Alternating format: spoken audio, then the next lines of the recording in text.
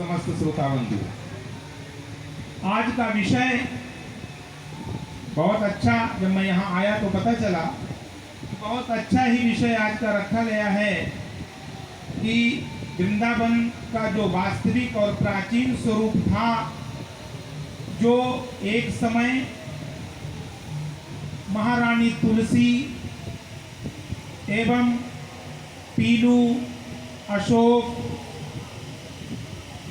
तमाल आदि अन्य वृक्षों से जो वृंदावन सुशोभित होता था, जिस वृंदावन में निर्मल धारा को लिए हुए कलकल कल्लोल करती हुई कालिंदी का कलरव गूंजता था, वो वृंदावन का दृश्य आज देखने को नहीं मिलता। वास्तव में वृंदावन की शोभा इसी से है, जिस समय भगवान श्री कृष्ण इस धराधाम पर आने के लिए उद्यत हुए, उस समय राधा रानी शांत होकर के बैठी हुई थी। हमारे ब्रह्म वैवर्त महापुराण में आता है। राधा रानी से पूछा भगवान श्री कृष्ण ने कि राधे, आप क्यों शांत हैं? आप इस भूमंडल पर नहीं चलेंगी? तो राधा रानी ने पता है क्या उत्तर दिया? राधा रानी ने कहा कि यत्र गोवर्धनम नास्ति न यत्र यमुना नदी। प्रभु, जहां गोवर्धन नहीं होता, जहां यमुना नदी नहीं होती है, यत्र वृंदावनम नास्ति, जहां ब्रजमंडल नहीं होता है, तत्र में न मनः सुखम, वहां मेरे मन को सुख नहीं मिलता है। यदि मुझे ले चलना है इस पृथ्वी पर, तो पहले 84 कोष की ब्रजभूमि को उतारना पड़ेगा, फिर 7 कोष का गोवर्धन पर्वत उतारना पड़ेगा और यमुना नदी को उतारना पड़ेगा। ये यमुना कोई ऐसी वैसी नदी नहीं है। गंगा जी की उत्पत्ति तो आप लोग जानते ही होंगे। हमारे शास्त्र कहते हैं कि विष्णु पदाब्ज संभूते गंगे त्रिपथ गामिनी, भगवान श्री हरि विष्णु के दाहिने पदनख से निकली है गंगा जी। और यमुना मैया की उत्पत्ति कहाँ हुई? कृष्ण वामांग संभूता परमानंद रूपिणी। शास्त्र कहते हैं कि यमुना जी की उत्पत्ति हुई भगवान श्री कृष्ण के वामांग से।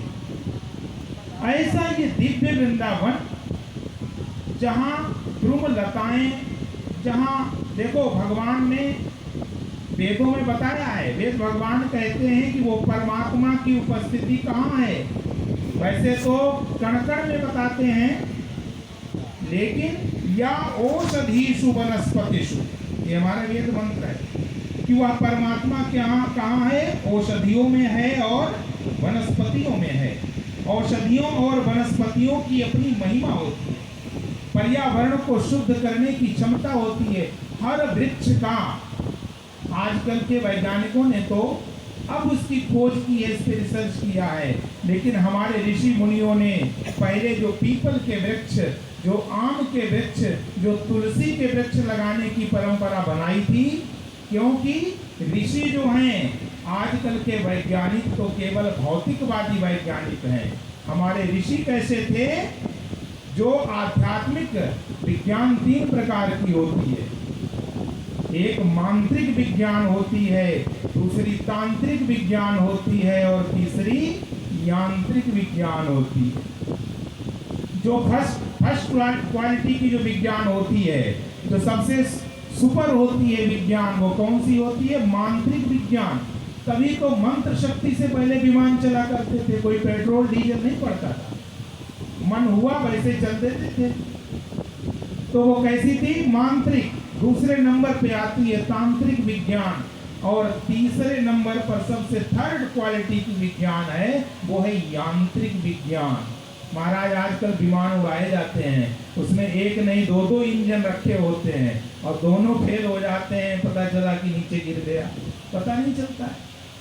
तो आजकल के वैज्ञानिक तो वहां तक पहुंच भी नहीं सकते कि पीपल के वृक्ष को महत्ता दी। हमारे ऋषि मुनियों ने, आज वैज्ञानिकों ने उसमें सिद्ध कर दिया कि पीपल का ही वृक्ष ऐसा वृक्ष है जो 24 घंटे ऑक्सीजन देता है।